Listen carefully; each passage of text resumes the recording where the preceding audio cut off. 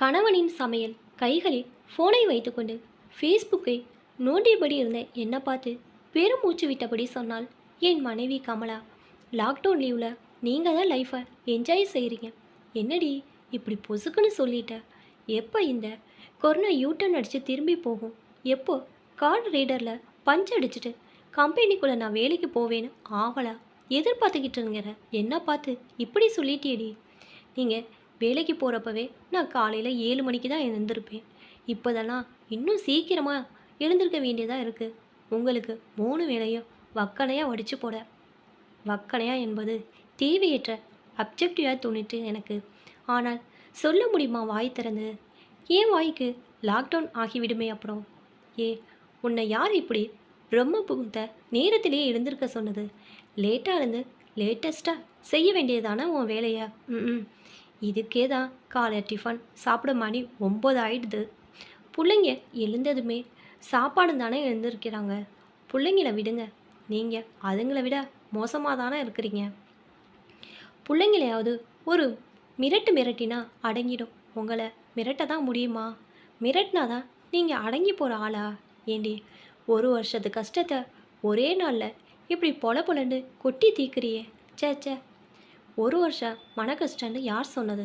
அதை கொட்ட இன்னொரு லாக்டவுன் லீவ் மாதிரி லாங் லீவ் தேவைப்படும். அவ்வளோ இருக்குது. இப்போ சொன்னதையெல்லாம் இப்போதைய புலம்பல் தான். சரிடி, உனக்கு இப்போ நான் ஃபோனை நோண்டக்கூடாது அப்படி தானே? கொஞ்சம் கஷ்டம்தான். இருந்தாலும் தினமும் நான் என் விரலில் மருதாணியை வச்சுக்கிறேன், போதுமா? காலையில் எழுந்ததும் கத்தி சண்டை போட்டுக்கின்று இருப்பதாய் நினைத்து மகன் சத்யாவும் மகள் மாலுவும் எங்கள் இருவரையும் உற்று பார்த்து கொண்டிருந்தார்கள். நான் அவர்களை பார்த்து சொன்னேன்,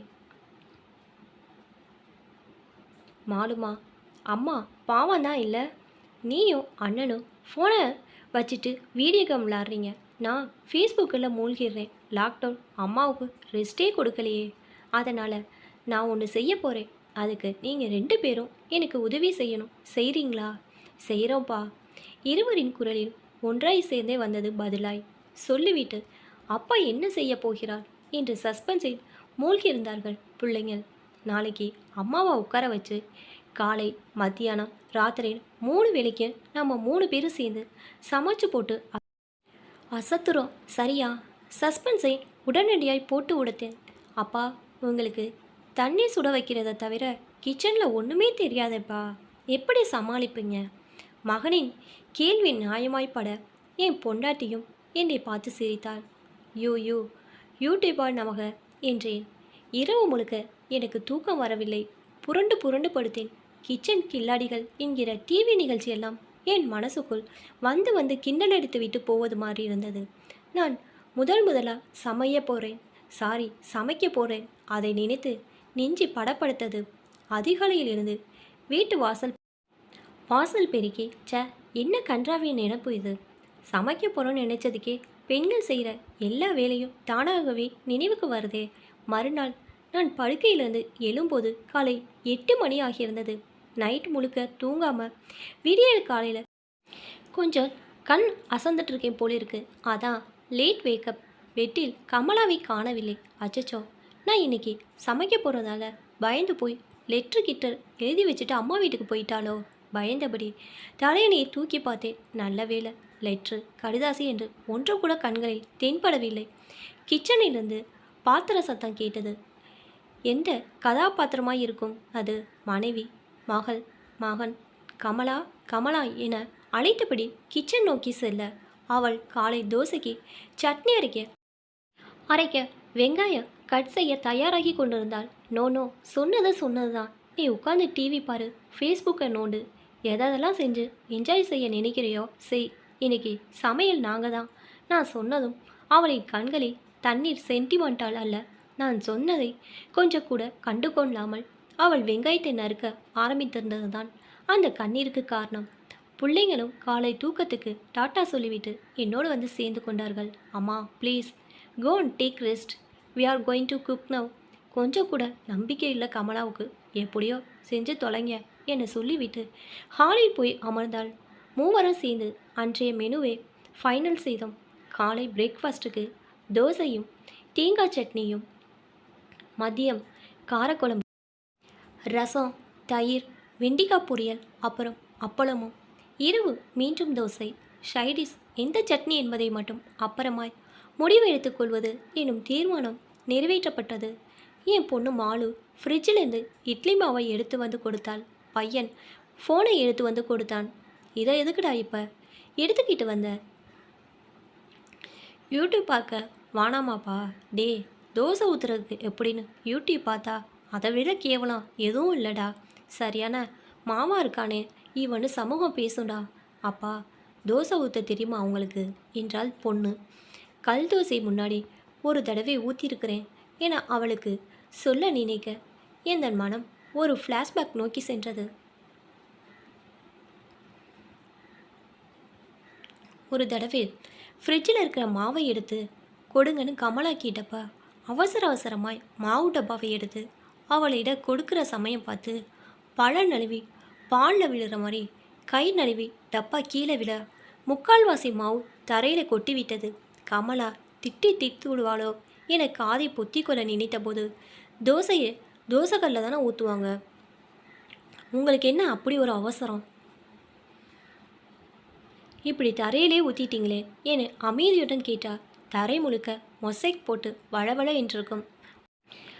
மாவு ஊற்றியிருக்கிற தரையை மட்டும் கொஞ்சம் சூடாக்கினா போதும், லேசாக எண்ணெய் ஊற்றி அப்படியே திருப்பி போட்டுருவேன். தோசை நல்லா பெருசாக ஃபேமிலி தோசை ஆகிடும். குடும்பமே குந்தின்னு சாப்பிட்லாம்.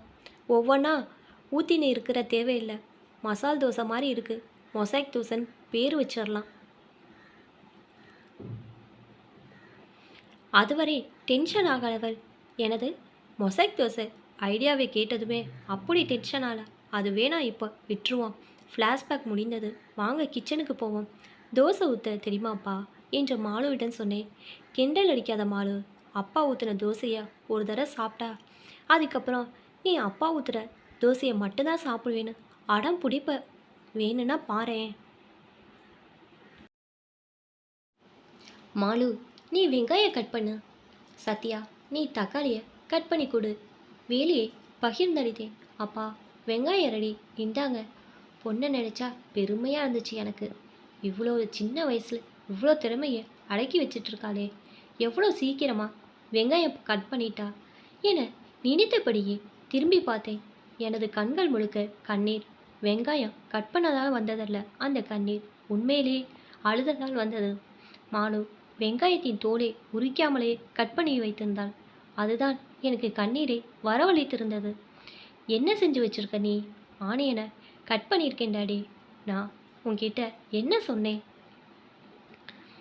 ஆனியனை கட் பண்ண சொன்னீங்க. அப்பா விடுங்க. கவுண்டமணி செந்தில் வாழைப்பழ சீனில் பேசுகிற டைலாக் மாதிரி போகுது. தோலை உரிச்சிட்டு கட் பண்ணாலும் கட் பண்ணிவிட்டு தோலை உரிச்சாலும் ஒன்று தானே. மானு, நீ தோலை உரி என்றான் சத்யா. வழக்கமாக நீ செய்கிற அட்டூழியத்துக்கு அப்பா தான் உன் தோலை உரிப்பார். இப்போ ஏன் என்ன உரிக்க சொல்கிற? இது மாலு. இப்படி கிண்டல் பண்ணுறதை விட்டுட்டு சுண்டல் பண்ணுறது எப்படின்னு தெரிஞ்சுக்கோ. ஈவினிங் அம்மாவுக்கு ஸ்நாக்ஸ் செஞ்சு கொடுக்கலாம். டே பேச்சக்கோரை, எங்கே தக்காளி கட் பண்ணிட்டியா? இல்லைப்பா, பார்க்க அழகாக இருந்துச்சு, அதனால் அதை கட் பண்ணவே மனசு கேட்கலப்பா. சோம்பேறி சோம்பேறி, தக்காளி கட் பண்ண சொன்னால் கவிதை பேசி தெரியுது பாரு. கொண்டா இப்படி, நானே கட் பண்ணிக்கிறேன். தக்காளி கையில் வாங்கினேன். சத்யா சொன்னது சரியாக தான் இருக்குது. தக்காளியின் உருவத்தில் ஹன்சிகா தெரிந்தாள். அவ்வளோ அழகாக தெரிஞ்சது தக்காளி. எனக்கு ஹன்சிகானா இவனுக்கு எவளோட முகம் தெரிஞ்சதோ என நினைத்து அவனை பார்த்தேன். ஏதோ புரிந்து போய் மெல்ல சிரித்தான். ஹன்சிகாவை நினைவிலிருந்து தூக்கி போட்டுவிட்டு கம்பெனியில் என் பாஸின் உருவத்தை நெற்றியின் நடுவில் கொண்டு வந்ததும் கையில் இருந்த தக்காளி வேகமாய் கட்டுப்பட்டு போயிருந்தது. என்னங்க, தோசை ரெடியா? பசிக்குது. ஹாலிலிருந்து மனைவியின் குரல். இவள் என்ன பழிக்கு பழி வாங்குறாளோ? நாம தினம் சொல்கிற டைலாக்கே இன்னைக்கு இவ சொல்கிறாளே. ரெடியாகிட்டே இருக்கு என்று கோரஸாக சொன்னோம். நீங்கள் சட்னியை சட்டுன்னு அரைக்க மாட்டீங்க போல இருக்கு. முதல்ல தோசை ஊற்றுங்க, நான் இட்லி பொடி வச்சு சாப்பிட்டுக்கிறேன். ஹாலில் இருந்தபடியே அவள் பொடி வந்து பேசியது எனக்கு ரொம்ப பிடிச்சு போயிருந்தது. அடி தூள், இட்லி தூளை விட்டுட்டோமே. மாலு காலை மெனுவில் சட்னியை அரைச்சிட்டு சாரி சட்னியை அடிச்சிட்டு இட்லி பொடின்னு மாற்றி எழுது. சத்யாவுக்கும் பசி வயிறை கிள்ளியது போல மாலுக்காக வெயிட் செய்யாமல் அவனே அடிச்சிட்டு திருத்தினான் மெனுவே.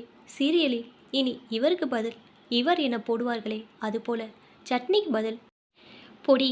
தோசைகள் அடுப்பில் வைக்கப்பட்டது. மாலு ஃப்ரிட்ஜிலிருந்து எடுத்து வந்திருந்த மாவும் குளிர் விட்டு போயிருந்தது.